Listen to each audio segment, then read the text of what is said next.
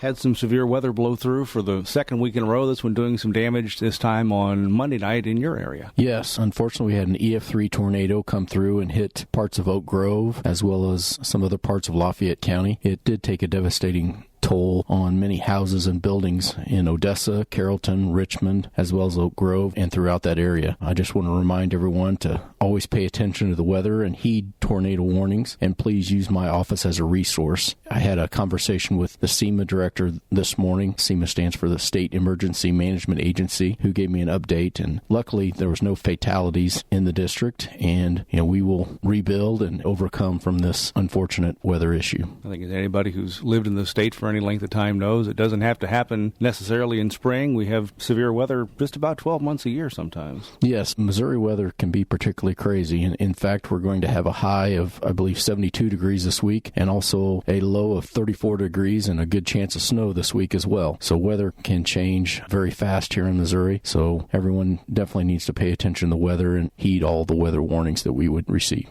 On the floor this week, we are progressing. In fact, as we record this, they're talking about a House bill that has to do with Uber. Yes, we've debated this bill this week. It deals with Uber, Lyft, types of transportation network companies called TNCs. This would just allow those transportation network companies to operate throughout the state. And I've personally used Uber not only in Missouri, but in towns and states outside of Missouri as well. It's a very good service, and this would put some basic parameters to make sure that we have a safe, reliable Uber experience while also not hindering their expansion into the state of Missouri. I know there's been a lot of opposition, mainly from taxi companies and supporters of them, but really Uber and Lyft aren't here to destroy or obsolete the taxi. They're here as an added benefit. Yes, most certainly. There's definitely room in the state of Missouri for taxi cab companies as well as Uber and Lyft drivers or other transportation network companies. I think that they both complement each other. We will always have taxi cab companies, and I support taxi cab companies and the things that they do, but I believe that Uber and Lyft and other transportation network companies are definitely the wave of the future, and therefore I just want to make sure that no matter where you are in the state of Missouri, if there's an Uber or Lyft or other TNC driver around, that you're available to use them.